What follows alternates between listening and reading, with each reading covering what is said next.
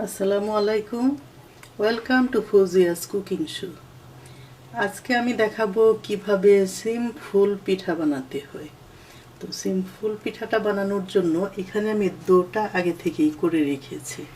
এখানে দইয়ের জন্য আমি নিয়েছি হাফ কাপ ময়দা, 3/4 কাপ পানি, একটা ডিমের শুধু কুসুমটা বাদে সাদা অংশটা, আর 1 table spoon oil, 1 table spoon sugar একসাথে করে পানিটা বয়েল করে তারপরে আমি ডোটা করেছি। তবে আমি এখানে দুই রকমের করব। সিম্পল অবশ্য একটু লালচে টাইপের, পার্পল টাইপেরও হয়, আবার সাদা হয়। তো এখানে আমি তিনটা ভাগ করে নেব। একটা রাখবো সাদা, একটাতে আমি পাতার সিমের গাছের পাতার কালারটা অ্যাড করব, আরেকটাতে আমি আরেকটা কালার অ্যাড করব, একটু লালচে টাইপের যেটা সেটা। তো এখন এই মুহূর্তে আমি এগুলাকে একটু কালারফুল করে নিব এবং পরে পিঠাগুলা বানাবো। ডোটাকে আমি 3 ভাগ করে নিয়েছি। এটাকে অবশ্য পাতার রং করেছি, এটাকে একটু কালারফুল অন্যরকম কালার করেছি, এটা সাদাই রেখেছি।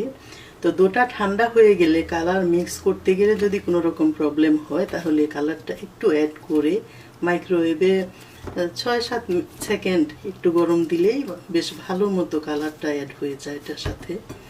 তো এখন আমি ছোট ছোট রুটি করব, রুটির মতো করব, করে এটাকে কেটে ছোট ছোট করে সেম ফুলের আকৃতি করে নিব। এখন আমি এটাকে ছোট ছোট করে রুটির মতো করে বেলে তারপরে কেটে নিব। রুটিটা বানানো হয়ে গিয়েছে। তো সিম্পলটা যেহেতু ছোট ছোটই থাকে, আপনাদের সুবিধা মতো একটা সাইজ দেখে যে কোনো রকমভাবে গোল করে কেটে নিয়ে এভাবে আমি কেটে নিব। তারপরে হালকা একটু পানি দিয়ে এই সাইডে, অথবা ডোটা যদি বেশ ভালো রকম হয় পানি ছাড়াও হবে, এখানে একটু চাপ দিয়ে লাগিয়ে দিব। তারপরে এই পাশে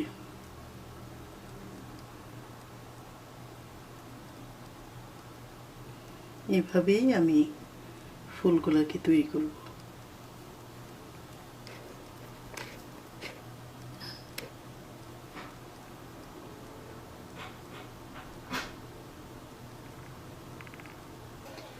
লাল ফুলগুলোকে আমি এভাবে করেছি।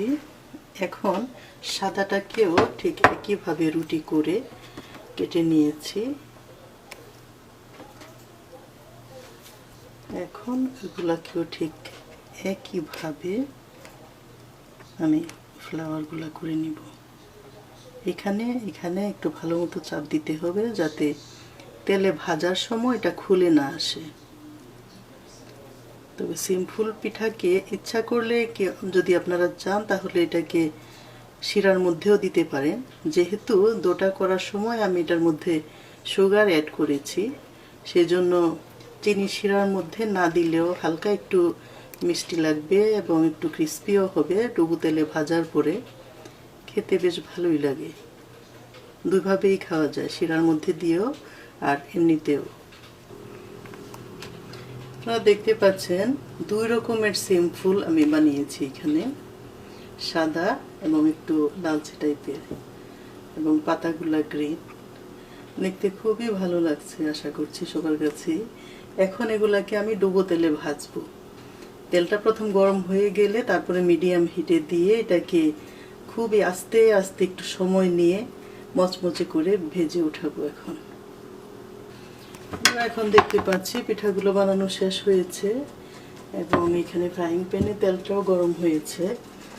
এখন আমি এগুলাকে তেলের মধ্যে দিয়ে দিব এবং খুবই আস্তে আস্তে এগুলাকে ভেজে উঠাবো।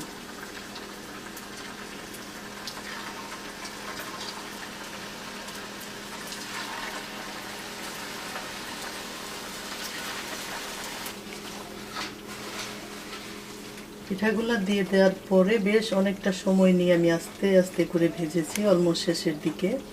আপনারা যদি চান শিরাতে দিবেন, যদি সবাই তো আরেক রকম মিষ্টি খায় না, কম বেশি অবশ্যই। তবে শিরাতে দিলে যদি বেশি মিষ্টি পছন্দ করেন তাহলে এটা থেকে উঠিয়ে ডাইরেক্ট শিরাতে দিয়ে দিবেন। তো আমি যেহেতু এটার সাথে ডোটা করার সময় সুগার অ্যাড করেছিলাম, সেজন্য আমি আজকে চিনি শিরাতে দিব না। সেজন্য আমি এখানে উঠিয়ে রাখবো, এক এক করে তেলটা ছড়িয়ে নিব। তৈরি হয়ে গেল আমার সিম্পল পিঠা। আপনারাও তৈরি করে দেখতে পারেন, আশা করি ভালোই লাগবে। বেশ ক্রিস্পি হয়েছে, আপনারাও ট্রাই করে দেখতে পারেন।